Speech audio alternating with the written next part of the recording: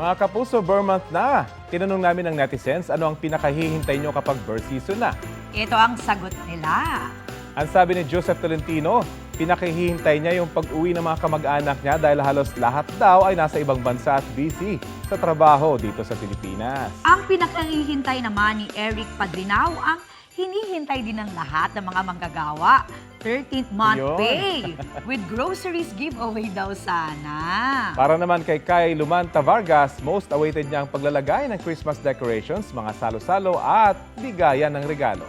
Hindi rin siyempre mawawala ang bibingka, puto bumbong at mainit na tsokolate na hinihintay ni Cesalita de los Reyes. Gusto ko rin yan. Mga kapuso, makisali sa aming online talakayan sa iba't ibang issue. Kung may nais din kayong maibalita sa inyong lugar, mag-PM na sa Facebook page ng Balitang Hali.